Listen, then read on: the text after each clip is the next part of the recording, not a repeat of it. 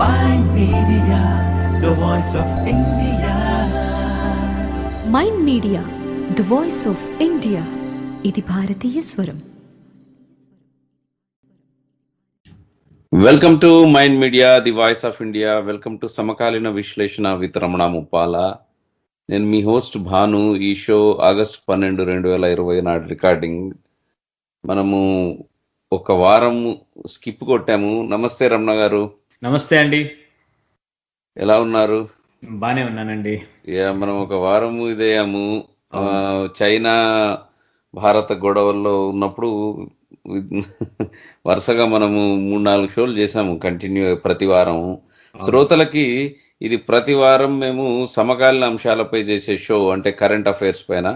అవి ముఖ్యంగా భారతదేశము, అమెరికాకి సంబంధించి, లేకపోతే అంతర్జాతీయ భౌగోళిక రాజకీయ పరిస్థితుల పైన నుంచి మొదలు పెడితే ముఖ్యంగా యుద్ధం పైన కానీ, మిలిటరీ అంటే ఒకటంటూ లేదు. బట్ ఈ కరెంట్ అఫైర్ అంటే అది ఈ మధ్య ఒక 2 వారాల్లో నడుస్తున్నటువంటి టాపిక్స్ పైన మేము చేస్తాము.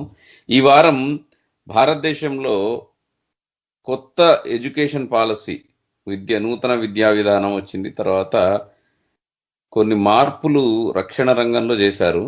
సో రమణ గారు, మొట్టమొదటిగా ఈ 2 టాపిక్స్ గురించి ఈరోజు మాట్లాడదాము విశదంగా. తప్పకుండా అండి. కొత్త నూతన విద్యా విధానము అన్నది ఇది మనకి పాత వర్డ్. ఇది ఎప్పుడు మన చిన్నతనంలో వినేవాళ్ళం. నూతన విద్యా విధానం అని ఈనాడులో రాయటమో లేకపోతే రేడియోలో అక్కడ. సో ఏంటి నూతన విద్యా విధానము? నూతన విద్యా కోసం హైలైట్ చెప్పండి మీరు.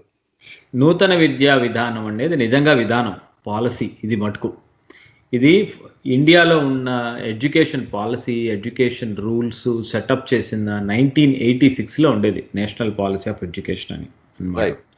దాన్ని రీప్లేస్ చేస్తూ నేషనల్ ఎడ్యుకేషన్ పాలసీ 2020 అని రిలీజ్ చేశారనమాట. ఇది ఫస్ట్ టైం ఇన్ 34 years, 34 ఏళ్లలో మొదటిసారి చేశారు. ఇది వైడ్ రేంజింగ్ చేంజెస్ అయిపోయినాయి అనమాట. కాకపోతే దీనికి ఒక ఇది ఉంది అనమాట, GER అంటారంటే గ్రాస్ ఎన్రోల్మెంట్ రేషియో అనేది ఉంది కదా, అది చాలా తక్కువలో ఉంది, ఎన్రోల్మెంట్ తక్కువగా ఉందన్నమాట. ఈ పాలసీ యొక్క ప్రైమరీ దాని యొక్క గోల్స్ అంటారు కదా, గోల్ ఏంటంటే 100% GER ఇండియన్ స్కూల్స్లోకి తీసుకురావటం కోసం అది బిగ్గెస్ట్ గోల్ పెట్టుకుని చేశారనమాట ఈ పర్టికులర్ థింగ్. ఇందులో మనం హైలైట్స్, ఈ బిగ్గెస్ట్ దాంట్లో ఏం చూడాలంటే, ఇందులో వాళ్ళు ఎంకరేజ్ చేస్తున్నారు క్లాస్ 5 వరకు మదర్ టంగ్లో కానీ, రీజనల్ లాంగ్వేజ్లో కానీ, మాతృభాషలో విద్యాబోధన అనే దాన్ని చాలా ఎక్కువగా ఎంకరేజ్ చేస్తున్నారు. ఇంకోటి ఏంటంటే, ఫారెన్ యూనివర్సిటీస్ని క్యాంపసెస్ ఇండియాలో పెట్టుకునేటట్టు అన్నమాట, అదొకటి. ఇంకోటి థర్డ్ థింగ్, ఇది చెప్పాక నేను ఇది ఫారెన్ యూనివర్సిటీస్ మీద నాకు ఉన్నది కొన్ని ప్రశ్నలు, మన శ్రోతలు కూడా వినాలని అనుకుంటారు. బట్ మీరు కానివ్వండి మొత్తం, అంటే ముఖ్యాంశాలు. వెరీ హై లెవెల్లో కనుక, అంటే హై లెవెల్లో అంటే ఎక్స్ట్రీమ్ హై లెవెల్లో కనుక, చాలా పెద్ద పాలసీ అండి ఇది, 100 పైన పేజెస్ ఉన్న పాలసీ ఇది మొత్తం. ఇది కాకపోతే ఇందులో మెయిన్గా మనం చూడాల్సింది ఏంటంటే, కళ్ళకు కనపడేవి డీటెయిల్స్ లేకుండా చూసుకుంటే, మాతృభాషలో 5వ తరగతి వరకు విద్యాబోధనని ఎంకరేజ్ చేస్తున్నారు, ఫోర్స్ చేయట్లేదు. అది గుర్తుంచుకోవాలి, ఎందుకంటే జనాలు దిగిపోతారు వెంటనే ఫోర్స్ అనగానే, మన మీద కూడా అన్నమాట. సెకండ్ థింగ్ ఏంటంటే, ఫారెన్ యూనివర్సిటీస్ని ఇండియాలో క్యాంపస్ని అలౌ చేయటం, అంటే హార్వర్డ్లో ఇలాంటి ఆక్స్ఫోర్డ్లో అన్ని ఇండియాలో పెట్టుకునేటట్టు క్యాంపస్ అలౌ చేస్తారు అన్నమాట. ఇంకోటి ఏం చేశారంటే, లా, మెడికల్ కాలేజెస్, ఇంజనీరింగ్ కాలేజెస్, వీటిలన్నిటికీ కలిపి సింగిల్ రెగ్యులేటరీ థింగ్ ఉంటుంది ఇండియాలో. అంటే ఏంటంటే, ఇప్పుడు మన వాళ్ళు ఎంట్రన్స్ రాయాలంటే ఎంసెట్ ఒకడు, ఏసెట్ ఒకడు ఇట్లా రాసుకుంటూ ఉంటాం కదా మనం, అవన్నీ లేకుండా ఒక సింగిల్ ఎగ్జామ్. ఇప్పుడు అది అమెరికాలో కూడా అంతే కదా, శాట్ రాస్తారు మన వాళ్ళు అంతే. ఏ యూనివర్సిటీకి వెళ్ళండి మీరు, స్టేట్లో చేరండి, వేరే స్టేట్లోకి వెళ్ళండి, ఒకటే ఎగ్జామ్ రాస్తాం మన పిల్లలు, రైట్? సో అలానే అక్కడ కూడా అది తీసుకురావటం అనేది బ్రాడ్లీ హై లెవెల్ అది అన్నమాట, ఇంపార్టెంట్. ఇంకొంచెం డీటెయిల్స్లోకి వెళ్తే అసలు మొత్తం కలిపి చాలా ఇంపార్టెంట్. ఇది హై లెవెల్ తీసేసి ఇంకొంచెం డీటెయిల్స్లోకి వెళ్తే కనుక, మొత్తం కలిపి ఒక 15 స్పెషాలిటీలు చెప్పుకోవడానికి ఉంది ఈ ఎడ్యుకేషన్ పాలసీలో మనకి. మోస్ట్ ప్రైమరీగా చెప్పుకోవాలంటే ఇప్పుడు ఉన్న 10వ తరగతి తర్వాత ఏమో +2 అంటారు, 10+2. మన తెలుగు రాష్ట్రాల్లో దాన్ని ఇంటర్మీడియట్ అంటారు, intermediate first year, intermediate second year అంటారు కదా. దాన్ని మార్చేశారు అన్నమాట, దాన్ని కంప్లీట్గా మార్చేశారు. ఎట్లా మార్చారంటే 5+3+3+4 అన్నారు అన్నమాట. అంటే ఏమిటంటే ఇక్కడ చాలా ఇంపార్టెంట్ ఏంటంటే, ఇప్పుడు మీరు ఇవాళ రోజున ఇంటర్మీడియట్ సెకండ్ ఇయర్ అంటే 12th క్లాస్ పాస్ అయ్యే మీ ఏజ్ ఎంత ఉంటుందో, ఈ 5+3+3 తర్వాత ఉండే 4th పాస్ అయ్యే ఏజ్ కూడా అంతే ఉంటుంది అన్నమాట. కాకపోతే ఏం చేశారంటే ఆ 10+2 సిస్టంలో ఫస్ట్ క్లాస్ అనేది ఉందే, ఫస్ట్ క్లాస్కి మీకు 5 ఏళ్ళు నిండిపోవాలి ఏజ్, రైట్? ఇప్పుడు అలా కాదు, అసలు ఎర్లీ స్టేజ్లోనే పిల్లలకి బ్రెయిన్ బాగా వర్క్ అవుతుందని చెప్పి 3వ తరగతి 3వ ఏజ్ 3 ఏళ్ళు నిండినప్పటి నుంచి 3 ఏళ్ల నుంచి 8 ఏళ్ల వరకేమో ఫస్ట్ 5 క్లాసులు ఉంటాయి. 8 ఏళ్ల నుంచి 11 ఏళ్ల వరకేమో నెక్స్ట్ 3 క్లాసులు ఉంటాయి. 11 ఏళ్ల నుంచి 14 ఏళ్ల వరకు నెక్స్ట్ 3, 14 నుంచి 18 ఏళ్ళు వరకు 4. అది 18 ఏళ్ళు అయ్యేటప్పటికల్లా మీరు ఇంటర్మీడియట్ సెకండ్ ఇయర్ అయిపోయినట్టు ఇది కూడా అయిపోతుంది. ఓకే. సో ఇది మటుకు రియల్లీ కొత్తది ఇది అన్నమాట. ఎందుకంటే 3వ తరగతి నుంచి 3వ తరగతి అంటున్నాను 3వ సంవత్సరం వయసు నుంచి స్కూల్లో ఉండాలి అనేది గవర్నమెంట్ దగ్గర నుంచి వచ్చేటి ముందు చూసారా పాలసీలో, అది చాలా బిగ్. అయితే వాళ్ళు ఏమంటున్నారంటే ఎర్లీ చైల్డ్హుడ్ కేర్ అంటున్నారు దాన్ని అన్నమాట. దీనిలో దాన్ని ఏమంటారంటే స్టాండ్ అలోన్ అంగన్వాడీలు ప్రైమరీ స్కూల్స్ దగ్గర ఉండేవి, ప్రీ ప్రైమరీ స్కూల్స్ అలాంటివి అన్నమాట. ఇవన్నీ అది కోలోకేట్ ప్రైమరీ స్కూల్ తోటి కలిసి ఉండేవి, స్టాండ్ అలోన్ ప్రీ స్కూల్స్. బేసికల్గా ప్రీ స్కూల్ అనే దాన్ని గవర్నమెంట్ పాలసీలోకి తీసుకొచ్చేసింది. లేకపోతే ఏమైపోయింది, ఎవరి దాన్ని వాడు ప్రీ స్కూల్స్ పెట్టుకుంటున్నారు. ప్రీ స్కూల్ అసలు ఇదివరకు మన డెఫినేషన్లో లేదు. సో వాళ్ళు దాన్ని కూడా పాలసీ డెఫినేషన్లోకి తీసుకొచ్చేసారు అనమాట. అది ఇంకోటి, అది మెయిన్ అసలు చెప్పాలంటే అదే అన్నిట్లో హైలైట్ అనమాట. 3వ సంవత్సరం నుంచి పిల్లల్ని తీసుకురావడం ప్లస్ 5+3+3+4 సిస్టమ్ చాలా ఇంపార్టెంట్ మీకు. ఆ లాస్ట్ 4 ఏళ్ళు ఉన్నాయి. మన వాళ్ళు ఏంటి 10th క్లాస్ అనేది ఏదో పెద్ద ఒక స్ట్రక్చర్, అది 10th పాస్ అయిపోయాడు ఇప్పుడు నెక్స్ట్ +1 +2 ఈ టైప్లో ఉంటుంది కదా. అది ఉండదు, ఆ మెంటల్ బ్లాక్ ఉండదు. ఇప్పుడు మీకు ఏమైందంటే ఇది వరకు 12th 11th, ఇది వరకు 10th 9th నుంచి 12th వరకు కలిపి ఒక హయ్యర్ స్కూల్ టైప్లో హై స్కూల్ టైప్లో చేశారు వాళ్ళు. అది అన్నమాట. కరెక్ట్గా చెప్పాలంటే వాళ్ళు పేర్లు కూడా ఇచ్చేశారు వాటికి. ఏమని ఇచ్చారంటే వాళ్ళు దానికి, ఇప్పుడు ఇందాక మనం అనుకున్నామే ఫస్ట్ 3+ అని, 3+2 దాన్ని ఫౌండేషనల్ అన్నారు అన్నమాట. అది దాన్ని క్లాస్ 1 and 2 అనుకోండి. అది 3 years ఏమో అంగన్వాడీ, ప్రీ అంగన్వాడీ అవి 3 to 6, ఆ తర్వాత క్లాస్ 1 క్లాస్ 2 6 to 8 ఆ మొత్తాన్ని కలిపి ఫౌండేషనల్ అన్నారు. ఆ తర్వాత 3వ క్లాస్ నుంచి 8వ క్లాస్ అంటే వయసు 8 నుంచి 11 వరకు ఉండేది ప్రిపరేటరీ అన్నారు, ప్రిపరేటరీ స్కూల్స్ అన్నమాట. అది తర్వాత క్లాస్ 6 to 8 అంటే వయస్సు 11 నుంచి 14 వరకు ఉండేదాన్ని మిడిల్ స్కూల్ అన్నారు.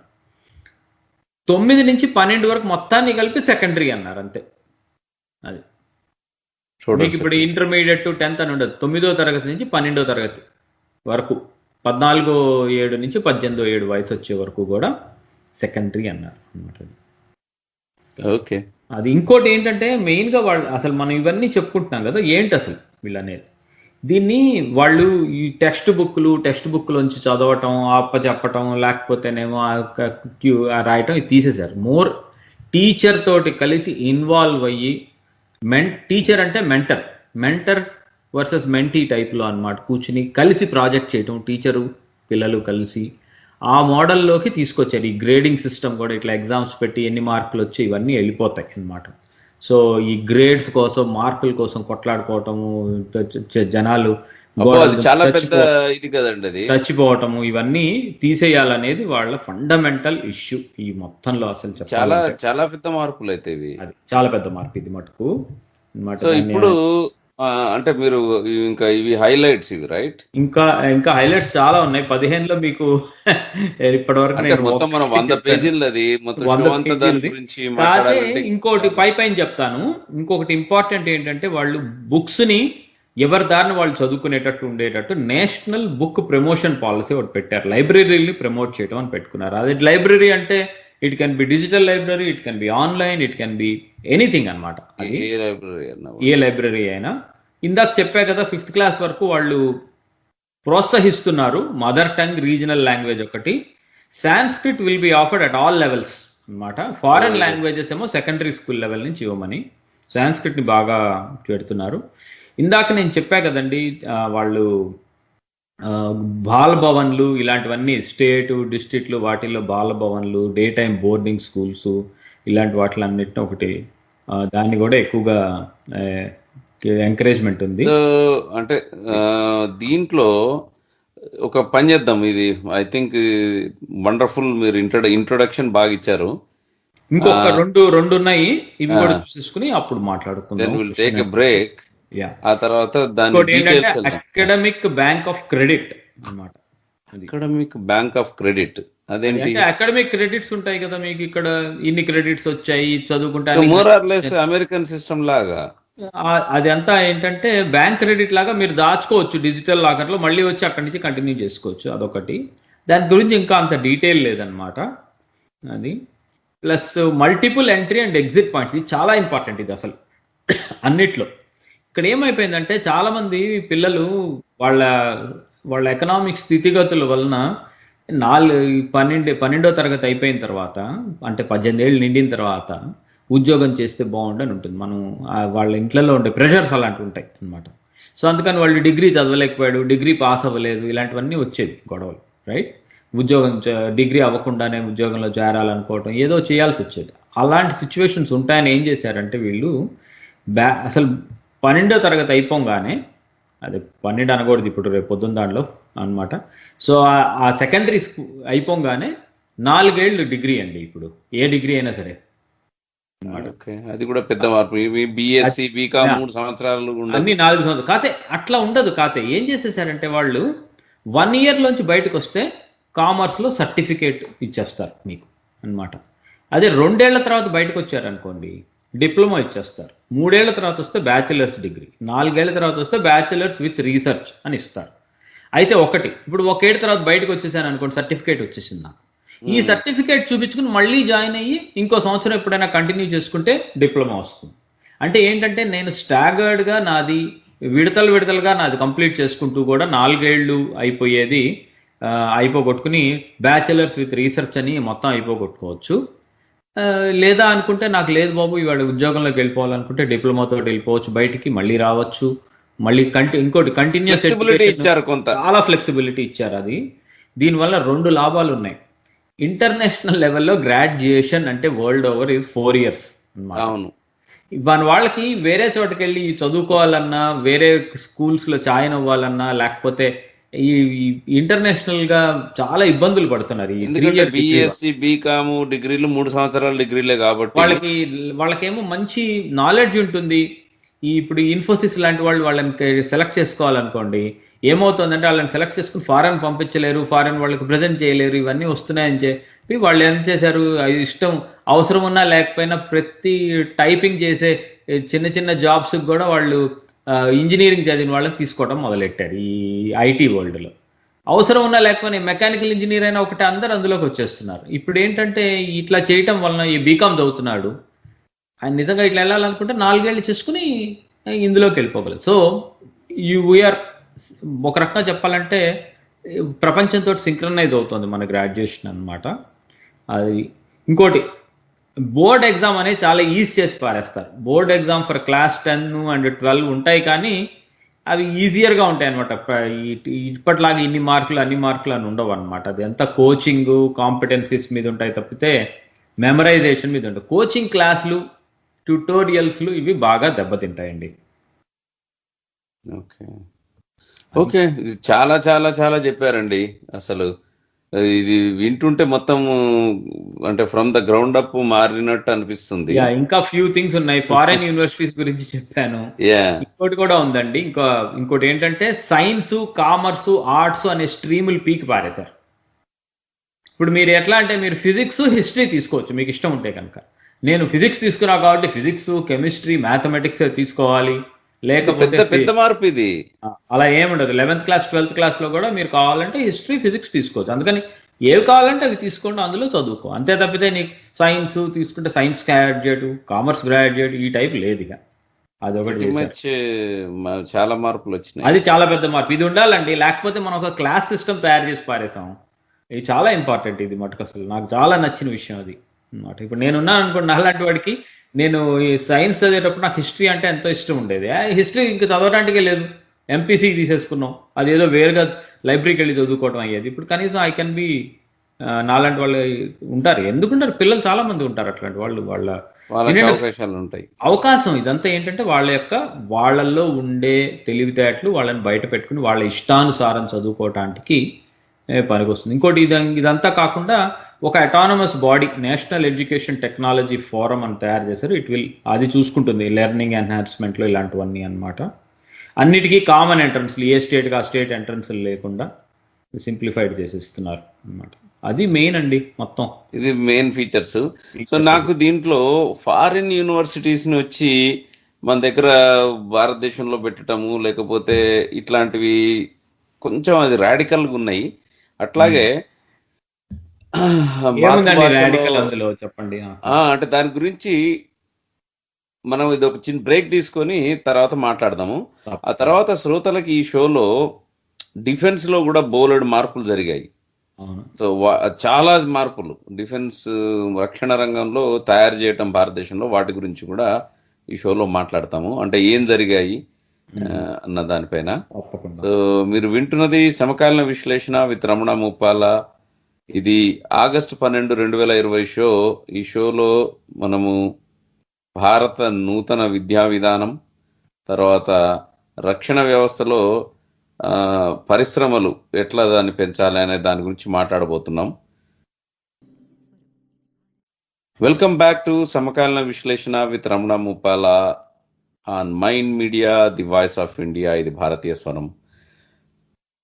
ఆగస్టు 12, 2020 షో బ్రేక్ తీసుకొని మళ్ళీ వచ్చాము. రమణ గారు, మీకు బ్రేక్ ముందు 2-3 ప్రశ్నలు ఉన్నాయి అని చెప్పాను. చాలా చక్కగా చెప్పారు. ఇది అసలు మొత్తం ఈ నూతన విద్యా విధానంలో ఉన్నటువంటి ముఖ్యాంశాలు వివరించారు. దీంట్లో మొట్టమొదటగా ఈ ఫారిన్ యూనివర్సిటీస్ భారతదేశంలో పెట్టుకోవచ్చు అని అన్నారు కదా. అవునండి. వాటి గురించి అసలు చెప్పండి. అసలు ఫారిన్ యూనివర్సిటీలు భారతదేశంలో ఎందుకు అవసరము, దానివల్ల యాక్చువల్లీ నేను ముందు అనుకున్న ఈ షోలో కాస్త మనము రక్షణ వ్యవస్థ కూడా మాట్లాడదామని, కానీ ఇప్పుడు నాకు అనిపిస్తుంది ఇది టాపిక్లు చాలా డెప్త్ ఉన్నాయి ఇవి. సో మన దేశంలో ఉన్నటువంటి యూనివర్సిటీలు సరిపోవని ఫారిన్ యూనివర్సిటీస్ ని పిలిపిస్తున్నారా? అలా కాదు. మన దేశంలో ఎన్ని యూనివర్సిటీలు పెట్టినా మన తెలుగు వాళ్ళు ఏం చేస్తున్నారు అంటే, మన తెలుగు వాళ్ళని నేను విమర్శించట్లేదు, మన వాళ్ళు ఎక్కువగా చేస్తున్నారు. ప్రతి ఒక్కళ్ళు అక్కడ ఉంటారు, బీటెక్ అయిపోతుంది, వెంటనే జిఆర్ఈ రాసేస్తారు, ఇక్కడికి వచ్చేస్తున్నారు. ఇక్కడికి వచ్చేసి ఎంతంతమంది అక్కడి నుంచి ఇక్కడికి వచ్చే బదులు అక్కడే ఇక్కడ ఉన్న యూనివర్సిటీలు అన్నీ రెడీ అవుతున్నాయి రావటానికి. సో ఎందుకు పెట్టకూడదు వాళ్ళని? ఇప్పుడు ఎట్లాగో మన వాళ్ళు అక్కడి నుంచి ఇక్కడికి వచ్చి చదువుకునే యూనివర్సిటీని అక్కడికే తెప్పిస్తే ఏమైంది నష్టం? అసలు దాని గురించి పెద్దగా భయపడాల్సింది ఏముంది? కాకపోతే అందులో కొన్ని రెస్ట్రిక్షన్స్ పెడతారు. ఎలా అంటే నువ్వు ఖచ్చితంగా సైన్స్ అండ్ మ్యాథ్ ఈ టైప్ వాటిలో స్టెమ్లో రావచ్చు, ఒకవేళ ఆర్ట్స్లో వస్తే ఇలా ఉండాలి, అలాంటివన్నీ రూల్స్ వస్తాయి. ఆ టైప్ ఆఫ్ డీటెయిల్ రూల్ ఇంకా ఎట్లా ఉంటుంది అనేది తెలియదు. ఫస్ట్ అప్రూవ్ చేసుకున్నారు. వాళ్ళు ఏమంటారంటే foreign universities to setup campuses in internationalization of education will be facilitated through institutional collaborations as well as student and faculty mobility అంటున్నారు. అక్కడ వేరే స్టూడెంట్లు వచ్చి ఇక్కడ ఉండేటట్టు, వేరే చోట ఉండే లెక్చరర్లు ప్రొఫెసర్లు ఇండియా వెళ్ళి చెప్పేటట్టు ఆ క్యాంపసెస్లో ఒక క్యాంపస్లో ఉండే కొన్ని రూల్స్ ఆఫ్ ఎంగేజ్మెంట్ ఒకటి తయారు చేస్తారు. ఆ డీటెయిల్ ఇంకా రాలేదు అన్నమాట. సో అది ఒక రకంగా అంటే మన టెక్నికల్ ఫీల్డ్ అంశంలోనే అంటారు. అంటే వేరే వాటిలో కూడా ఇస్తారు, కానీ అస్సలు ఇవ్వరు, నువ్వు వచ్చి నువ్వు హిస్టరీ చెప్పకూడదు అని అనరు. బట్ కొన్ని రూల్స్ పెడతారు. నేషనల్ ఇంటిగ్రేషన్కి కానీ నేషనల్ ఎథోస్కి కానీ దెబ్బతినే లాంటివి ఏవైనా ఉంటే ఆ ట్రేడ్స్ని అలౌ చేయరు. Government at the end of the day మళ్ళీ మన ప్రజలకు ఆన్సరబుల్గా ఉండాలి కదా. అయినా అక్కడి నుంచి ఇక్కడికి వచ్చి ఆర్ట్స్లో వాటిల్లో ఎవరు జాయిన్ అవుతున్నారండి? మన వాళ్ళందరూ ఫారెన్ అంటే ఒకటే జాయిన్ అవుతారు, ఇంజనీరింగ్, మెడికల్ ఇలాంటివే చూసుకుంటారు. ఫర్ ఎగ్జాంపుల్ మెడికల్ థింగ్ ఉందనుకోండి, చాలా మన ఇండియాలో అంత పాపులేషన్ ఉంది, అన్ని మెడికల్ కాలేజీలు లేవు. మెడికల్ అడ్వాన్స్మెంట్స్ ఈ దేశంలో కానీ వేరే దేశాల్లో చాలా ఫ్రంట్ లైన్లో ఉంటాయి, అన్నీ తెలిసినవే కదా మనకు అవి. ఈ కొలాబరేషన్ అనేది ఇండియాకి మంచిదే నా ఉద్దేశంలో. సో ఉంటే మంచిది అంటారు. ఓకే, చాలా రెండు రకాలుగాను మంచిదే. ఒకటి నాలెడ్జ్ పరంగా ఎక్స్పాన్షన్కి మంచిది ఇన్స్టిట్యూషనల్గా. రెండోది ఏంటంటే మన వాళ్ళందరూ తండాలుగా ఆ ఇంట్లో ఆ ఇండియాలో అప్పులు తీసుకుని వచ్చి ఇక్కడ చదువుకుంటున్నారు. ఆ అవసరం తప్పుతుంది. హార్వర్డ్ లో చదవాలనుకున్నాడు అనుకోండి, హార్వర్డ్ ఇండియాలోనే సో ఒక రకంగా ఇది మరి వేరే దేశాలకు దెబ్బ కొట్టినట్ట అవ్వచ్చు, అది కూడా అవ్వచ్చు. ఎందుకంటే ఈ ఒక టైప్ లో చెప్పాలంటే ఎడ్యుకేషనల్ అవుట్ సోర్సింగ్ కూడా అనొచ్చు, దీన్ని జరిగితే జరగచ్చు. ఇప్పుడు ఇక్కడ అమెరికాలో లేకపోతే ఇంగ్లాండ్, జర్మనీలో మీరు ఒక యూనివర్సిటీ పెట్టి రన్ చేయాలంటే బోలెడు డబ్బులు ఖర్చు అవుతాయి. మనకి యూనివర్సిటీస్కి ఎంతో ఎండోమెంట్స్ ఫండింగ్ ఉంటుంది. కొన్ని ఇప్పుడు హార్వర్డ్ లాంటి యూనివర్సిటీస్కి వాళ్ళు ఎంత డబ్బులు ఉంటాయంటే వాళ్ళ డబ్బుల్ని ఇన్వెస్ట్మెంట్ చేసేసి మళ్ళీ తిరిగి బిలియన్లు సంపాదించి వాటి మీద రన్ అవుతుంటాయి అవి. అంటే నిరంతరం అది ఒక క్యాష్ మెషిన్ కింద ఉంటది. ఇప్పుడు అట్లాంటివి భారతదేశంలో is it like out sourcing అంటారా? ఇప్పుడు ఎట్లాగైతే ఇది కొంచెం మనం అన్ని కొంచెం ఊహించుకుంటున్నాము ఎలా జరుగుతుంది అనేది. అవ్వచ్చు అవుట్ సోర్సింగ్ కంటే కూడా ఫండింగ్ అండి. ఫండ్స్ చూడండి, ఇప్పుడు రీసెర్చ్ ఫండ్స్ ఉంటాయి. ఇప్పుడు కొత్త రీసెర్చ్ ఏదైనా ఫండింగ్ చేయాలంటే ఇక్కడ ఉండే ఇండస్ట్రీ వచ్చేసి యూనివర్సిటీని ఫండ్ చేస్తూ ఉంటాయి, స్కాలర్షిప్లు ఇచ్చి అలాంటివి. ఆ టైప్ ఆఫ్ మెకానిజం ఇండియాలోకి వచ్చేయచ్చు. So collaboration, science and technology, math based, STEM based, let's put it this way. STEM based వాటికి ఏ దేశంలో ఎక్కడున్నా దాని అండర్లైన్ నాలెడ్జ్ ఒకటే కదా. ఓకే, సో అవి పెట్టుకుంటా. ప్రాబ్లం ఎక్కడ వస్తుందంటే ఆర్ట్స్ గ్రూప్స్లో వస్తుంది. ఆర్ట్స్ గ్రూప్లో మ్యానిపులేషన్ ఉంటుంది. వాళ్ళంతా ఏవేవో చెత్తంతా రాసేసుకుని అవన్నీ ఇండియా వాళ్ళకి చెప్పాలని చూస్తారు. ఆరియన్ సివిలైజేషన్ థియరీలు అన్ని నెత్తి మీద రుద్దాలని ట్రై చేస్తారు. అవి మన వాళ్ళు రెస్ట్రిక్ట్ చేసుకోవాలి, అలాంటివి అవసరం లేదు. అది ఓకే, అది ఏంటంటే అది చేసేటప్పుడు ఎడ్యుకేషన్ డిపార్ట్మెంట్, హ్యూమన్ రిసోర్స్ డిపార్ట్మెంట్లో చేసే మనుషులు వాళ్ళని బట్టి ఉంటుంది. కాకపోతే వీ నీడ్ టు పుట్ జనాలు ఇండియాలో ఉండే, ఇప్పుడు కొంచెం మీరు ఇంకో రకంగా ఆలోచించుకోండి, ఇండియాలో అందరూ very aware of the things. Indian ప్రజలకి తెలియకుండా ఏదో చేసేట గవర్నమెంట్ అనేది ఆ రోజులు పోయినాయి. సో ప్రజలందరూ రిప్రజెంటేషన్ పెడతారు, అలా చేయడానికి వీల్లేదని. ఓకే, దీని మీద చాలా చర్చ జరుగుతుంది. ఓవరాల్ గా ఇది బ్రహ్మాండమైన, అంటే అన్నిటికంటే నాకు నచ్చింది ఒకటి ఉందండి అన్నమాట. బోర్డ్ ఎగ్జామ్స్ ఈజియర్ చేయటం అన్నారు కదా, అంటే ఏం చేస్తారంటే వాళ్ళు రెండవ ప్రశ్న, ఇప్పుడు ఇంతకుముందు ర్యాంకింగ్ సిస్టమ్ ని తీసేశారని మీరు అంటున్నారు. ర్యాంక్ అంటే ఫస్ట్ ర్యాంక్ వచ్చాడు, సెకండ్ ర్యాంక్ వచ్చాడు, ఈ ర్యాంకుల పిచ్చి పట్టేదాన్ని పక్కన పెట్టారు. గ్రేడ్స్ తీసుకొచ్చి గ్రేడింగ్ ఎట్లా మార్చారు? అది అంటే వాళ్ళు హోలిస్టిక్ గా ఉంటుంది. అంటే ఏంటంటే 360 degrees అంటారు కదా మన దాంట్లో, మల్టీ డైమెన్షనల్ గా రిపోర్ట్ కార్డ్ అలా ఉంటుంది. ఎట్లా అంటే కాగ్నిటివ్ టెస్టింగ్ అంటే బ్రెయిన్ టెస్టింగ్, ఎట్లా దాని మీద అప్లికేషన్ ఎఫెక్టివ్గా ఉందా లేదా, సైకలాజికల్ డొమైన్ అన్నీ చూస్తారనమాట. సెల్ఫ్ అసెస్మెంట్లు, ఇప్పుడు సెల్ఫ్ అసెస్మెంట్ అంటే నా అంతా నేను చేసుకునే అసెస్మెంట్, పియర్ అసెస్మెంట్ నా పక్కనుండే ఫ్రెండ్స్ కొలీగ్స్ చేసే అసెస్మెంట్, తర్వాత టీచర్ అసెస్మెంట్. ఈ 3 అసెస్మెంట్లు కలిపేసి రిపోర్ట్ కార్డు ఉంటుందట.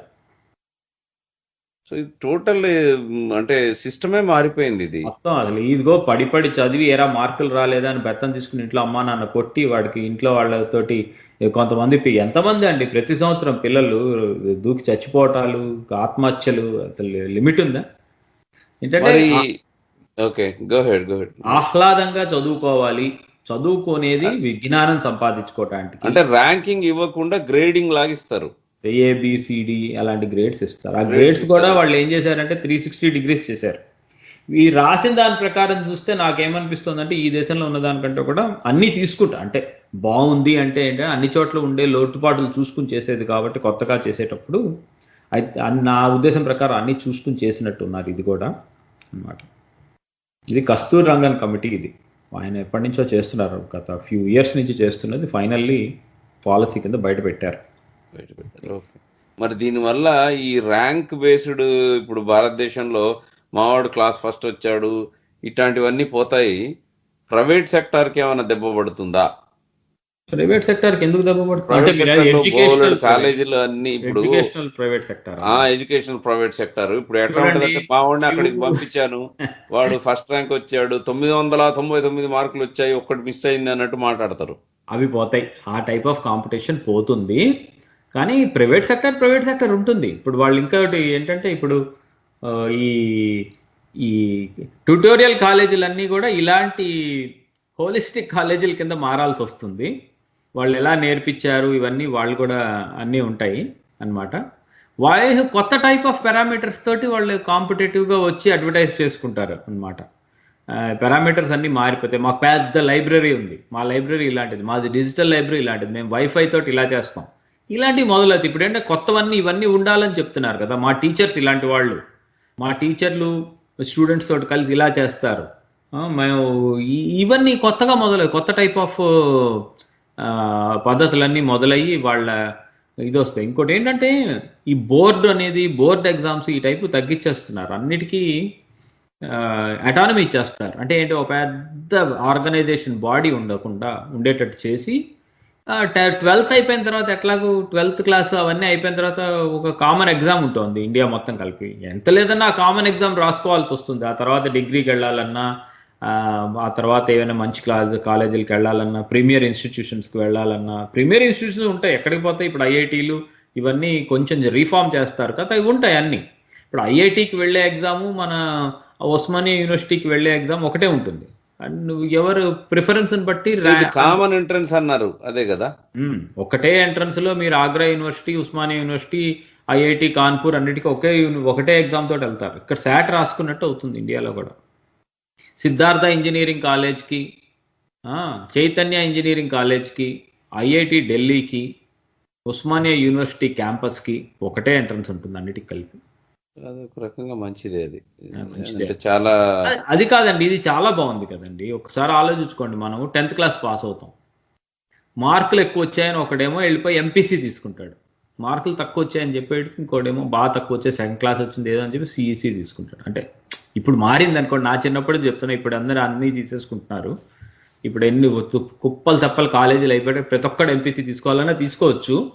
బట్ ఏంటంటే క్లాస్ సిస్టమ్ వచ్చేస్తోంది. ఎంపీసీనా నువ్వు, ఇంజనీరింగ్, బైపీసీనా నువ్వు, మెడిసిన్ అని వాడొక క్లాస్ ఏ స్టూడెంట్ లాగా, సిఈసీలు ఇవన్నీ తీసుకుంటే కామర్స్ ఇవి చదివిన వాళ్ళంతా క్లాస్ బి క్లాస్ స్టూడెంట్ లాగా, అదే ఏ గ్రేడ్ సినిమా, బి గ్రేడ్ సినిమా టైపుల్లో పిల్లలందరినీ అక్కడి నుంచే సైకలాజికల్గా వాళ్ళని వేరు చేసేస్తున్నాం. ఒకటే పిల్లలు మనం ఇంటర్మీడియట్ రాగానే మనం వేరు సెక్షన్లు అయిపోతున్నాయి మనకి. వాడెవడో వీడెవడో అన్నట్టు ఇంట్లో పేరెంట్స్ దగ్గర నుంచి పిల్లల వరకు కూడా అదేదో క్యాస్టిజం టైప్లో క్లాస్ సిస్టమ్ వచ్చేసింది. అవన్నీ పోతాయి. ఇప్పుడు ఏంటంటే I can take history and physics కలిపి తీసుకోవచ్చు నేను ఇప్పుడు. నాకు ఈ కొన్ని కీ థింగ్స్ చాలా బాగున్నాయి ఇందులో. అంటే దీని ఇంప్లిమెంటేషన్ ఇవన్నీ అయ్యేటప్పటికి టైం పడుతుంది. పర్ఫెక్షన్ ఎంత ఉంటుందో తెలియదు, బట్ పర్ఫెక్షన్ ఎట్లా ఉంటుందండి, ఫస్ట్ రోజు ఎక్కడైనా ఉంటుందో పర్ఫెక్షన్. ఇవన్నీ మెచ్యూర్ అవుతాయి ఇవన్నీ. ఆ పర్ఫెక్షన్ ఎక్స్పెక్ట్ చేస్తే ఫస్ట్ రోజు మళ్ళీ అదొక పెద్ద రాంగ్ వే ఆఫ్ థింకింగ్ మనుషులు. ఓకే, సో గ్రేడింగ్ మెచ్యూర్ అవుతాయి ఇవి. చూడండి, 5+3+3+4 సిస్టము 3 ఏళ్ల పిల్లని దగ్గర నుంచి స్కూల్లో ఉండాలంటాం అనేది మేజర్ చేంజ్. అది ఎడ్యుకేషన్ సిస్టమ్ ఏంటి, mentor mentee rather than teacher student కాదు ఇంకా. అది సెకండ్, మనం టాప్ లెవెల్లో మళ్ళీ పెట్టాలంటే. అది థర్డ్ ఏం చెప్పారు వాళ్ళు, ఇది grading system is the third thing. Grading నాకు అది బాగా నచ్చింది. ఎగ్జిట్ అండ్ ఎంట్రీ, గ్రాడ్యుయేషన్ లో 4 ఏళ్ళు పడి చదివితేనే బయటకు వెళ్ళటం కాదు. మధ్యలో నేను చదువులేను, మా నాన్నకి అయిపోయింది చదివించగలిగేది, ఓకే సర్టిఫికేట్ తీసుకుని వెళ్ళిపోతాను, ఐటీఐ టైప్లో సర్టిఫికేషన్ వచ్చేసింది, బయటకు వెళ్ళి ఉద్యోగం చేసుకుంటాను, 4 రూపాయలు వచ్చాయి, అప్పుడే పిడాకులు ఏం లేవు, సో ఇప్పుడు నాకు కొంచెం డబ్బులు ఉన్నాయి, మళ్ళీ చదువుకుంటాను. లేదా వెళ్తాను, రాత్రిపూట చదువుకుంటాను, కంటిన్యూస్ ఎడ్యుకేషన్ ఉంటుంది, సర్టిఫికేట్ తోటి ఉద్యోగం సంపాదించుకుని ఆ సర్టిఫికేట్ని డిప్లొమా కింద మార్చుకుంటాను, కంటిన్యూస్ ఎడ్యుకేషన్ ఇంట్లో కూర్చొని చదువుకుని. మెనీ థింగ్స్, ఫ్లెక్సిబిలిటీ లేకుండా అట్లా. సో మీకు ఈ సెక్షన్లో ఇంకా బిఫోర్ వి అంటే మనం దీన్ని ముగించే ముందు చాలా ఉన్నాయి కాబట్టి ఆ 3 టాపిక్ల తర్వాత ఏంటి, చిన్నప్పటి నుంచే జాయిన్ అవ్వటము, గ్రేడింగ్, వేరే యూనివర్సిటీస్, ఫారిన్ యూనివర్సిటీతో పాటు ప్రాక్టికల్ది నా నెక్స్ట్ క్వశ్చన్. ప్రాక్టికల్స్ అంటే ఇండియాలో బట్టి కొట్టేస్తారు, అవును, దంచి కొడతారు, 100కి 100 మార్కులు వస్తాయి. కానీ అదే ఇప్పుడు దీన్ని ఎట్లా చెప్పాలంటే, ఫర్ ఎగ్జాంపుల్ మా ఇంజనీరింగ్ భాషలో వాడు మొత్తం ఇంటర్నల్ కంబషన్ ఇంజన్ ఎట్లా పనిచేస్తుంది అన్నది వాడు మొత్తం చెప్పగలుగుతాడు, అప్పచెప్పగలుగుతాడు. ఏమాత్రం తొణక్కుండా. అసలు BMW జర్మనీలో పనిచేసే వాళ్ళకే ఇంకా బెటర్గా ఇవ్వగలుగుతాడు. కానీ అది ఎట్లా తయారు చేయాలి, ఎట్లా వర్కౌట్ అవుతుంది, ప్రాక్టికల్గా మిషన్ని తయారు చేసేటువంటి దాన్ని ఇంజనీరింగ్ తెలివి అంటారు. అది ప్రాక్టికల్ ఎక్స్పెరిమెంటల్ నాలెడ్జ్ ఉండదు. అది దాని మీద ఏమన్నా వస్తుందా చేంజెస్? అదే అసలు మెయిన్ చేంజ్, అదే వాళ్ళు రాసేది. వాళ్ళు కంప్లీట్గా అక్కడే పెట్టారు. It's no more an examination based thing. Teacher and students కలిసి ఒక ప్రాజెక్ట్ చేయటము, అది అలాంటిది దీనిలో ఉండేదంతా. టీచర్ కలిసి చేయటము అంటే దాంట్లో ప్రాక్టికల్ ఆస్పెక్ట్, మొత్తం ప్రాక్టికల్ ఆస్పెక్ట్. మార్కులు తీసేసాను నేను. How do you go from standard 1 to standard 2? ఏం ప్రాక్టికల్స్ చేసావు? ఈ ప్రాక్టికల్స్ నువ్వు నీ ఫ్రెండ్, నీ పక్కన ఉండే కొలీగ్తో కలిసి ఏం చేసావు, టీచర్ తోటి కలిసి ఏం చేసావు, నువ్వు చేసి టీచర్కి ఏమి ఇచ్చావు, టీచర్ నీకు ఏమి ఇచ్చాడు, ఇవన్నీ 360 డిగ్రీస్ తీసుకుని వాళ్ళు ఉంటుంది అని చెప్పి ఇచ్చారు. ఇది బ్రహ్మాండం అండి అట్లయితే. బికాజ్ ఇది భారతదేశంలో ల్యాకింగ్ అన్నది ఇది ఒకటే. అదే వాళ్ళు కానీ స్టడీ బాగా చేశారు, ఏవి ల్యాకింగ్ ఏది తక్కువ, ఇదంతా ఎడ్యుకేషన్ సిస్టమ్ని బాగా స్టడీ చేసి తీసుకొచ్చారు. ఇదేమి రన్ ఆఫ్ ద మిల్ టైప్లో తయారు చేసింది కాదు ఇది. ఇంకోటి ఏంటంటే వాళ్ళ ఎడ్యుకేషన్ ఖచ్చితంగా కూడా ఇట్ హ్యాస్ టు బి, అది ఎలా అంటే మనిషికి లైవ్లీహుడ్ క్రియేట్ చేయగలగాలి. ఏదో బట్టి కొట్టి చదివాడు పనికి, ఉద్యోగం చేసేటప్పుడు పనికి రాకుండా ఉండేటట్టు కాకుండా, ఆ చదివిన ఉద్యోగానికి నుంచి ఏదో ఒక జీవనోపాధి రావాలి వాళ్ళకి. అది చదువుకి ఉపాధి రావాలి. వాళ్ళు రాసింది ఏంటంటే జీవనోపాధి, తర్వాత గౌరవం. బేసికలీ చదివిన చదువుకి ఉద్యోగం. ఇప్పుడు మన చిన్నతనంలో చదివిన చదువులు ఏం చదివారా, BA MA చదివాను కానీ ఉద్యోగం లేదని కూర్చునేవాళ్ళు, ఇంట్లో కూర్చునేవాళ్ళు. ఎందుకంటే ఉద్యోగాలు లేవు నిజంగా కూడా. నిజమే. ఇంకోటి కూడా ఉంది, గుర్తుందో లేదని, మన వెనక్కి వెళ్ళి మన పుస్తకాలు తెరుచుకుంటే మన పుస్తకాల్లో అన్ని హిస్టరీ అంతా ఉంటుంది. హిస్టరీ ఏ రోజు ఏమిటి ప్రతిదీ ఉంటుంది. ఇప్పుడు మీకెంత గుర్తుంది, నాకెంత గుర్తుంది? ఎవరు దాన్ని పట్టించుకోరు. అక్కడ వరకు చదివి పాస్ అవడం వరకే కదా మాట. సో అది ఉండదు. ఇప్పుడు ఇట్లా కనుక ప్రాక్టికల్ బేసిస్ మీద ఉంటే అది పోతుంది. బట్టి కొట్టే చదివేయటం అనేది పోతుంది.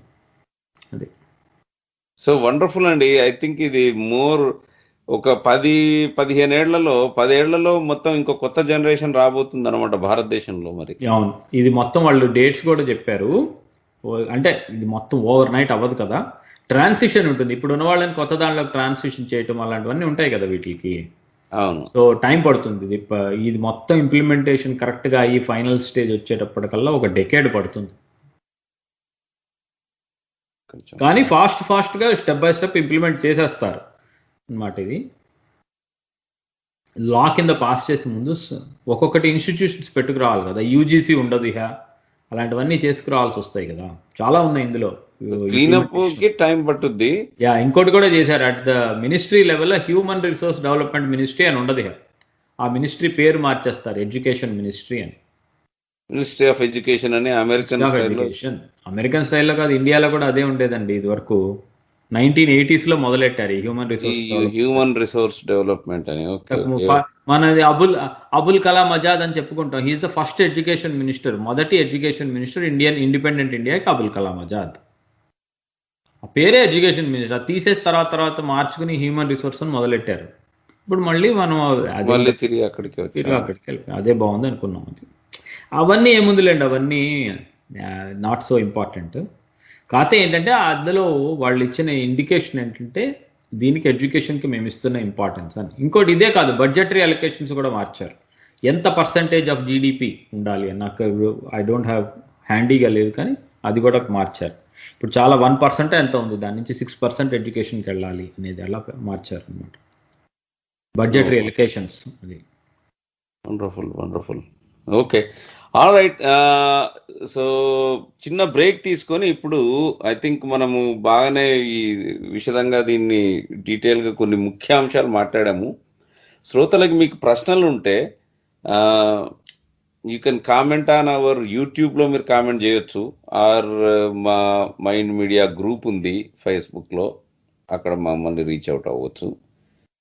నెక్స్ట్ టాపిక్ ఈ షోలో రమణ గారు, రక్షణ వ్యవస్థలో చాలా మార్పులు జరిగాయి. మన రాజ్నాథ్ సింగ్ గారు పెద్దదేదో ప్రకటించారు. అసలు ఏంటి రక్షణ పరిశ్రమ అన్నది, భారతదేశంలో తయారు చేద్దామని రకరకాల ఆయుధాలని, ముఖ్యాంశాలు, తర్వాత డీటెయిల్స్ కూడా ఒకటే దాంట్లో మాట్లాడదాం మనం, ఎందుకంటే ఇంకొక అది కూడా ఇంత పెద్దదే విశేషం. అసలు ఈ ఎడ్యుకేషన్ పాలసీ ఎంత, అది కూడా అంత పెద్దదే. అదే పెద్దదే. టైంలో ఎంత మాట్లాడగలుగుతామో చూసుకుని మాట్లాడదాం. Yeah, definitely. అది శ్రోతలకు మీరు వింటున్నది సమకాలీన విశ్లేషణ విత్ రమణ ముప్పాల. చిన్న బ్రేక్ తీసుకొని కలుద్దాము, రక్షణ విషయాల గురించి మాట్లాడతాం on mind media. Ramana garu, last topic చాలా ఇంపార్టెంట్ టాపిక్ ఇది. సో రెడీగా ఉన్నారా మీరు దీనికి? తప్పకుండా అండి, నేను ట్రై చేస్తాను. ఇది చాలా పెద్దది, మనకున్న టైంలో ఎంత చెప్పగలుగుతాను. అంటే కావాలంటే దీని మీద మళ్ళీ ఇంకోసారి చేద్దాము, ఇంకా నెక్స్ట్ షోలో. సో శ్రోతలకి ఈ వారము అంటే ఒక 4-5 రోజుల క్రితము, 6-8 రోజుల క్రితం డిఫెన్స్ మినిస్ట్రీ రాజ్నాథ్ సింగ్ గారు ఒక పెద్ద పేరు పెట్టారు. దీని DPEPP 2020 అంటే defence production and export promotion policy అనే ఒక పాలసీ పెట్టేసి దీనివల్ల 1,75,000 కోట్ల టర్నోవరు, 35,000 కోట్ల ఎక్స్పోర్ట్ టార్గెట్ పెట్టారు కరెక్ట్ 5 ఏళ్లలో. అది అసలు ఈ పాలసీలో ఉన్నటువంటి ముఖ్య అంశాలు చెప్పండి, జస్ట్ లైక్ మీరు ఇందాక చెప్పినట్టు. ముఖ్య అంశాల కంటే ముందు దీనికి ప్రిల్యూడ్ చెప్పుకోవాలి. ఇది ఈ పాలసీకి దానికి కొంచెం తేడా ఉంది అన్నమాట. మనం మోడీ గారి గవర్నమెంట్ వచ్చినప్పటి నుంచి 2 విశేషాలు ఎక్కువగా వింటూ వచ్చాం మనం అన్నమాట. ఫస్ట్లో ఏమని వినేవాళ్ళం, మేక్ ఇన్ ఇండియా అనే వర్డ్ ఒకటి వినేవాళ్ళం కదా, భారతదేశంలోనే తయారీ చేయాలి అని, బయట నుంచి కొనుక్కొచ్చుకోవటం కాకుండా. అదొకటి. రెండోది ఏమనేమో, ఇప్పుడు మన కొత్తగా ఈ కోవిడ్ వచ్చిన తర్వాత మళ్ళీ కొత్తగా చెప్పారు, ఆత్మనిర్భర అని పెట్టారు అనమాట. 2 సిమిలర్ వే అవి అనమాట. ఏంటంటే మనకి ఇండియాలో అంటే మనం ఇక్కడున్నాం, ఇండియాలో ఉండేవాళ్ళు ఇండియాలో తయారు చేసుకుని అక్కడే జాబ్స్ తెచ్చుకుని అక్కడే చేసుకుని వాడుకోవాలి అనేది దాని యొక్క బ్యాక్గ్రౌండ్. ఆ బ్యాక్గ్రౌండ్ నేపథ్యంలో వచ్చిన పాలసీ ఇది. అది ఆ నేపథ్యం తెలియకపోతే ఈ పాలసీ చాలా మందికి అర్థం కాదు. ఎందుకని అర్థం కావట్లేదు, ఏముంది అందులో స్పెషాలిటీ? ఇండియాలో చేయడం చేత అయిందనుకో, చేత అవుతుంది, చేసేస్తాం. చేత కాకపోతేనే బయట నుంచి కదా కొనుక్కుంటాం అని విమర్శించవచ్చు. అలా ఫస్ట్ నుంచి బయట నుంచే కొనుక్కుంటున్నాము. మనం ఏమవుతుందంటే బయట నుంచి కొనుక్కోవటం వలన ఇండియాలో తయారు చేయగలిగేది ఉన్నా, తయారు చేయడానికి రీసెర్చ్ చేసే క్యాపబిలిటీస్ ఉన్నా కూడా ఏమైపోయిందంటే ఒక టైప్ ఆఫ్ లేజీనెస్ వచ్చేసింది. లేజీనెస్సే కాకుండా ఒక టైప్ ఆఫ్ వెస్టెడ్ ఇంట్రెస్ట్స్ వచ్చేసాయి అనమాట. లాబింగ్ ఇంట్రెస్ట్లు ఇవన్నీ వచ్చేసేసి ఏం చేయాలి, ఇండియాలో ఉన్న దాన్ని కాకుండా బయట దాన్ని కొనిపిస్తే నీకు ఇంత డబ్బులు ఇస్తా, కరప్షన్ అది కూడా వచ్చేసింది. వాటి వలన ఏమైపోయిందంటే అసలు ఇండియాలో వీళ్ళు ఏది తయారు చేసినా సరే ఇదేం బాగుండదులే అని రిజెక్ట్ చేసేయటం లాంటి దాకా వెళ్ళిపోయింది అనమాట. కొన్ని ఇండియాలో తయారు చేసిన ఆర్మ్స్ని ఇవి బాగులేదు అని రాసేస్తారు. అది బాగుందా బాగులేదా సెకండరీ పాయింట్. అది బాగులేదంటేనే వీళ్ళ లాబీయిస్టుల ద్వారా వెళ్ళి బయట నుంచి కొనుక్కోవచ్చు. ఇలాంటివన్నీ జరిగిపోయినాయి అనమాట. అలాంటివన్నిటిని రెస్ట్రిక్ట్ చెయ్యాలి అనే ఉద్దేశంతో ఈ పర్టికులర్ పాలసీని తీసుకొచ్చారు. ఈ పాలసీని తెస్తూ ఇంకోటి కూడా చేశారు. ఇందులో ఏంటంటే ఇప్పుడు ఇండియాలో మ్యానుఫ్యాక్చర్ అంటే ఏంటి, గవర్నమెంటే మ్యానుఫ్యాక్చర్ చేయాలని లేదు, ఇండియాలో చాలా private sector defence manufacturing company, Tata ట్రక్లు, అలానే కయానీ ఇండస్ట్రీస్ అని ఉంటాయి. వాళ్ళు అయితే అసలు గన్స్ అన్ని వాళ్ళు తయారు చేస్తుంటారు. ఇప్పుడు ఏమవుతుందంటే ఇలా ఇదిగో ఈ పర్టిక్యులర్ గన్ ఉందనుకో, ఇది నువ్వు బయట నుంచి కొనడానికి వీలేదు, నువ్వు ఏదైనా ఇండియాలోనే కొనుక్కోవాలి అని. ఇండియాలో కొనుక్కో అంటే ఇండియాలో ఉండే గవర్నమెంట్ కంపెనీ నుంచే కొనాలని కాదు వాళ్ళ ఉద్దేశం. ఇండియాలో టాటా నుంచి కొనుక్కో, మహీంద్రా నుంచి కొనుక్కో, ఇంకెవరైనా తయారు చేస్తే కొత్త కంపెనీ నుంచి కొనుక్కో, కానీ ఇండియాలోనే ఉండాలి. అలాంటి రూల్స్ పెట్టడం వల్ల ఏమవుతుందంటే చాలా మటుకు వస్తువుల్ని నెగిటివ్ లిస్ట్ అని తయారు చేశారు. 101 లిస్ట్ అనమాట. ఆ నెగిటివ్ లిస్ట్లో ఉండేవి ఏవైనా సరే armed forces, Indian armed forces ఇండియాలో ఉండే తయారీ అయినవే కొనుక్కోవాలి. అప్పుడు ఏమైంది, రూల్ పెట్టారు మీరు అలా అనమాట. అది అలా పెట్టడమే కాకుండా ఇంకోటి ఏం చేశారు, ఇప్పుడు వీళ్ళు కొనలేకపోయారు అనుకోండి, మన వాళ్ళు. ఇప్పుడు నేను ఒక తుపాకీ తయారు చేస్తే కొనాలనుకున్నా, నేను నా ఇండస్ట్రీలో నేను తుపాకీలు తయారు చేసి పెట్టుకున్నాను. నేను ఊరికి ఎగ్జాంపుల్ చెప్తున్నాను. ఆర్మీకి అవసరం లేదు, మన ఆర్మీకి సపోజ్ చాలా ఉన్నాయి ఆల్రెడీ ఇన్వెంటరీలో, నాకు ఇంక అక్కర్లేదు. అప్పుడు నా ఇండస్ట్రీ ఏమవుతుంది, పోతుంది కదా. అందుకని ఏం చేస్తాము, ఈ టైప్ ఆఫ్ ఇండస్ట్రీస్కి స్పెషల్ ఎక్స్పోర్ట్ ప్రమోషన్ పాలసీ. వేరే చాలా కంట్రీలు ఉన్నాయి, శ్రీలంక, నేపాల్, లేకపోతే కెన్యా, ఇలాంటి చాలా ఉంటాయి కొనుక్కునేవి. మనం ఇండియన్ డిఫెన్స్ ఎక్విప్మెంట్ కొనుక్కునే కంట్రీలు కూడా చాలా ఉంటాయి. మనము అమ్మకందారు కింద మారుతున్నాం. అది సో మనకి మన ఇండియన్ తయారు చేసుకుంటూ వేరే వాళ్ళకు కూడా అమ్ముతాం. ఓకే, అది సో అది మొత్తం ఎంకరేజ్ అవ్వాలి అంటే అది మొత్తం ఒక సప్లై చైన్ లాగా అవ్వాలి అంటే ఏం చేయాలి, ముందు దానికి ఎంకరేజ్మెంట్ ఇవ్వాలి. దానికి ఎంకరేజ్మెంట్ ఇవ్వాలంటే ఇండియన్ ఆర్మ్డ్ ఫోర్సెస్ ఇక్కడ తయారీ ఉండగా వెళ్ళి ఫ్రాన్స్ ఏదో కొనుక్కోకుండా ఉండేటట్టు చెయ్యాలి. అందుకని అది ఫోర్స్ఫుల్గా దీన్ని ఎంకరేజ్ చేయడం కోసం అని చెప్పి వాళ్ళు చాలా రోజుల నుంచి వర్కౌట్ చేసి ఏం చేశారంటే నిజంగా బయట నుంచి కొనకపోతే కష్టము అనే ఉంటాయి. ఇప్పుడు ఫర్ ఎగ్జాంపుల్ రఫేల్ ఏరోప్లేన్ ఉంది, అది మన వాళ్ళు ఇంకా తయారు చేసే క్యాపబిలిటీస్ లేవు, మన వాళ్ళు ప్రస్తుతానికి లేవు. అలా అని చెప్పి ఇప్పుడు దాన్ని కనుక నేను నెగిటివ్ లిస్ట్లో ఫైటర్ ప్లేన్స్ అని నెగిటివ్ లిస్ట్లో పెట్టాను అనుకోండి, ఇండియాకి యుద్ధం చేసే క్యాపబిలిటీ పడిపోతుంది. అందుకని వాళ్ళు ఏంటంటే జాగ్రత్తగా చూసుకున్నారు ఏవి పెట్టచ్చు ఏవి పెట్టకూడదు అని అనమాట. అలా పెట్టుకుని ఒక 101 తయారు చేశారు. ఆ 101 కూడా ఇంకోటి ఉంది, అందులో కూడా అన్ని రేపటి నుంచే బ్యాండ్ అనేది లేదు. అక్కడ 2020 డిసెంబర్కి ఏమిటి, 2021 డిసెంబర్కి ఏమిటి, అట్లా పెట్టుకొచ్చారు అనమాట. 101 కొన్ని టార్గెట్స్ పెట్టి చేస్తున్నారు. ఫర్ ఎగ్జాంపుల్ అన్నిటికంటే క్లాసీగా కనపడే చెప్తాను మీకు, సబ్మెరైన్స్ అవి బయట నుంచి కొనకూడదు అని పెట్టారు. అంటే ఏంటంటే సబ్మెరైన్ అనేది ఫ్యూచర్లో ఇండియన్ నేవీ వాడే సబ్మెరైన్ ఏదైనా ఇండియాలో తయారు చేసిందే ఉంటుంది, బయట నుంచి కొనడానికి వీల్లేదు. ఆలోచించుకోండి మీరు ఒకసారి, ఇప్పటివరకు సబ్మెరైన్లు రష్యా నుంచి జర్మనీ నుంచి కొంటున్నాం ఇన్నాళ్ళు మనం. అవును, దాన్ని ఏమని చెప్పారంటే ఇహ నుంచి మటుకు బయట నుంచి కొనవు, ఇండియాలోనే కొనుక్కోవాలి. అంటే ఇప్పుడు సబ్మెరైన్లు జలాంతర్గాములని మనము బయట ఇంకా కొనకుండా భారతదేశంలోనే తయారు చేపిస్తున్నాం. ఈ భారతదేశానికి తయారు చేస్తున్న ఉన్నాయి, చాలా ఉన్నాయి భారతదేశం తయారు చేస్తున్నవి. టెక్నాలజీ అంతా ఉంది, లైసెన్స్డ్ టెక్నాలజీ కూడా ఉంది బయట నుంచి మనకి అన్నమాట. జర్మనీ వాడిది HDW లైసెన్సీ ఉంది మనం తయారు చేసుకోవడానికి. అది సో అలా అన్నమాట. అలాంటివి చాలా ఉన్నాయి, చాలా. ఇది మెయిన్గా చెప్పాలంటే మీరు హై లెవెల్లో చెప్పాలంటే ఇది మన ఇది అనమాట. దీనివల్ల ఏం జరుగుతుంది అనొచ్చు మీకు అనమాట. ఇప్పుడు ఈ తయారు చేసే ఆర్గనైజేషన్స్ ఉన్నాయి కదా మనవి, లైక్ పబ్లిక్ సెక్టార్లో DRDO, దానికి ఒక 50 ల్యాబొరేటరీస్ ఉన్నాయి, 4 డిఫెన్స్ షిప్ యార్డ్లు ఉన్నాయి మనకి, 5 డిఫెన్స్ పబ్లిక్ సెక్టార్ ఉన్నాయి, ఇంకోటి 41 ఆర్డినెన్స్ ఫ్యాక్టరీలు ఉన్నాయి అన్నమాట మన భారతదేశంలో. అవన్నీ కూడా ఓవర్హాల్ అవుతాయి, కాంపిటేటివ్గా మారుతాయి. ఇవి కాకుండా ప్రైవేట్ సెక్టర్లో నాకు తెలిసిన నోటికి తెలిసిన ఇండస్ట్రీలు ఉన్నాయి, ఇవి తయారు చేసేవాళ్ళు కొన్ని మనవి L&T, టాటా, మన మహీంద్రా, మళ్ళీనేమో కయానీ ఇండస్ట్రీస్ అని ఇలాంటివి ఉన్నాయి కొన్ని.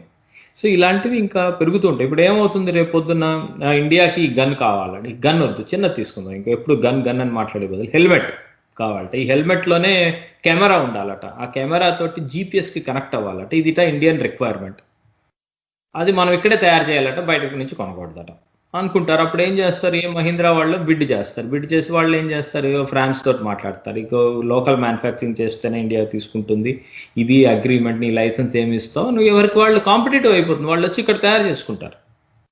వాళ్ళతో తయారు చేసే వాళ్ళతో వీళ్ళు మాట్లాడుకున్నప్పుడు ఏం చెప్తారంటే, నువ్వు ఇండియాలో తయారు చేస్తున్నావు కాబట్టి, ఇండియన్ లేబర్ కాబట్టి నీకు తక్కువ కాస్ట్ అవుతుంది, ఈ ఎంకరేజ్మెంట్ తోటి నువ్వు ఇక్కడ తయారు చేసిన చీప్లో వేరే దేశాలకు అమ్ముకోగలుగుతావు, ఇది కాంట్రాక్ట్ అని కాంట్రాక్ట్ టర్మ్స్ ఉంటాయి. ఆ టర్మ్స్ ప్రకారం వాళ్ళు ఎంకరేజ్మెంట్ తోటి వాళ్ళు వస్తారు, ఇండియాలో మ్యానుఫ్యాక్చర్ అవుతుంది. అందువల్ల ఇండియాలో ఉండే ఇంజనీర్లు, ఐటీఐలో చేసిన ఫిట్టర్లు సో దగ్గర ఇండైరెక్ట్ గా జాబ్లన్నీ క్రియేట్ అయ్యే అవకాశం ఉందంటారా?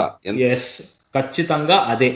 ఎందుకంటే ఎంత ఇప్పుడు ఎండ్ ఆఫ్ ద డే అమెరికాలో కూడా మీకు F-35 అనే ఏరోప్లేన్ ని తయారు చేయాలంటే, ఫలానా రాష్ట్రంలో చేయాలంటే ఆ రాష్ట్ర గవర్నర్ బాబు నాకేంటి, మా వాళ్ళ ఉద్యోగాలు ఏమన్నా పెరుగుతాయా మా రాష్ట్రంలో అని ఆలోచిస్తారు.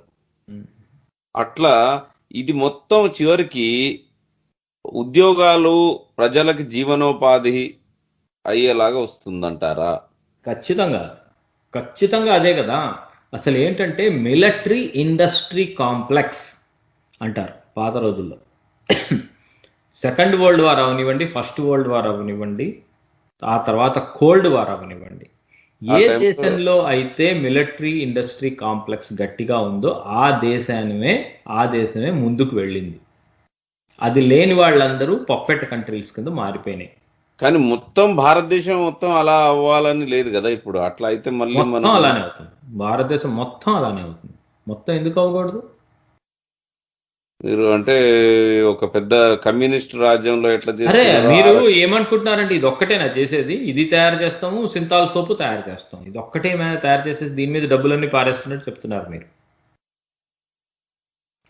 దీనికి సివిలియన్, ఇప్పుడు ప్రతి టెక్నాలజీకి సివిలియన్ అప్లికేషన్ ఉంటుంది, మిలిటరీ అప్లికేషన్ ఉంటుంది. మీరు మిలిటరీ కోసం అని తెచ్చింది దాని సివిలియన్ వాటికి వాడరా?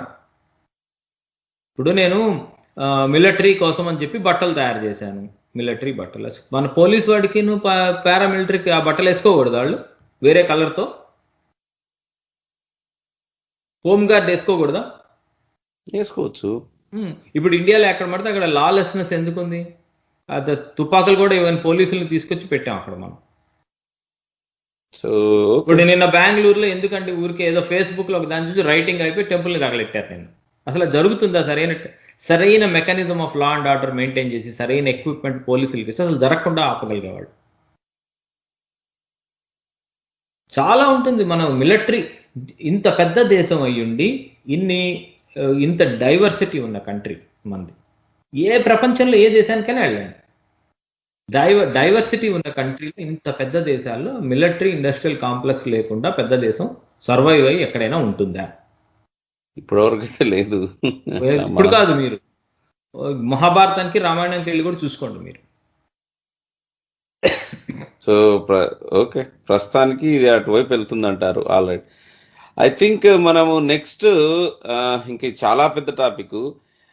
నేను అనుకున్న ప్రశ్నలు ఏంటంటే దశల వారీగా, అంటే ఈ 5 ఏళ్లలో ఎట్లా చేస్తారు, తర్వాత అది ఫేజ్ 1 ఫేజ్ 2 అట్లా దశలు, మొదటి దశ రెండో దశ కాకుండా ఆర్మీకి తర్వాత నేవీకి ఎయిర్ ఫోర్స్ కి కూడా డిఫరెన్సెస్ ఉంటాయి, వాటికి మధ్య వ్యత్యాసం అన్ని వాళ్ళ వేరు. సో వాళ్ళ దాని గురించి నేను మాట్లాడదామని అనుకున్నా, కానీ అది ఇంకా ఐ థింక్ మనం ఇంకొక షోలో ఆర్మీదే ఫోకస్ చేసి తర్వాత నేవీది తర్వాత ఎయిర్ ఫోర్స్ చేసి మాట్లాడితే ఎలా ఉంటది అంటారు?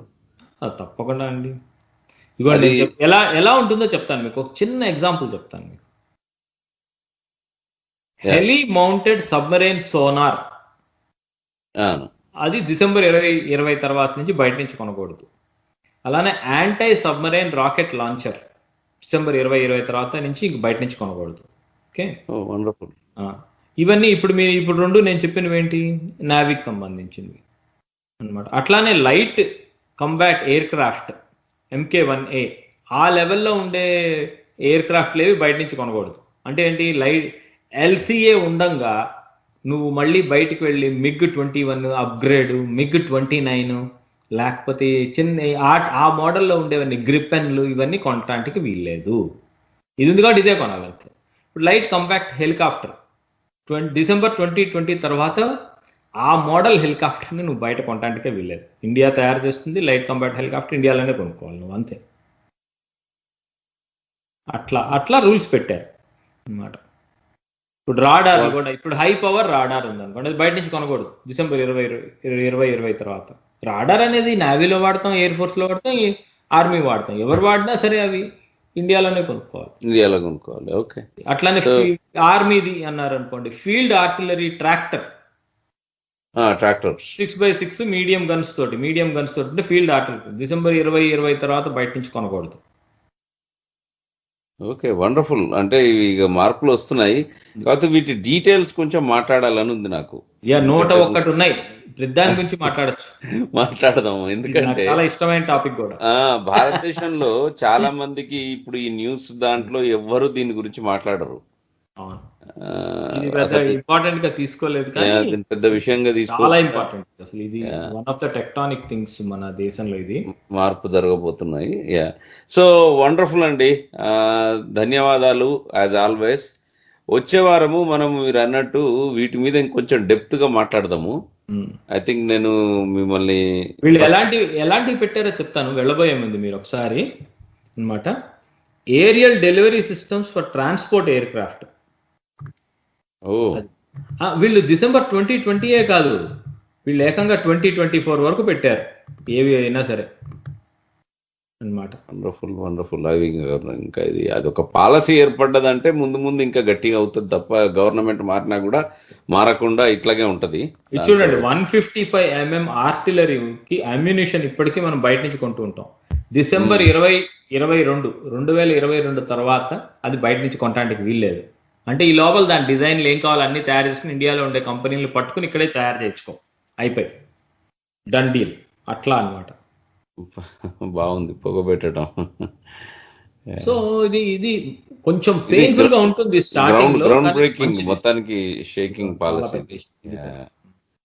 వండర్ఫుల్, ధన్యవాదాలు రమణ గారు. వచ్చే వారం మనం అనుకున్నట్టు ఇంకా మరికొన్ని ఈ రక్షణ వ్యవస్థ పైన దాని గురించి మాట్లాడదాం. తర్వాత ఒకసారి ఈ కరోనా వైరస్ అప్డేట్లు కూడా చూద్దాం అప్పటికి. ఇంకా అది కూడా నడుస్తున్న టాపిక్ లాగా ఉంది మనకి. వండర్ఫుల్, థ్యాంక్ యూ, ధన్యవాదాలు. Mind Media, the voice of India. Mind Media, the voice of India. Mind media the voice of India. ఇది భారతీయ స్వరం.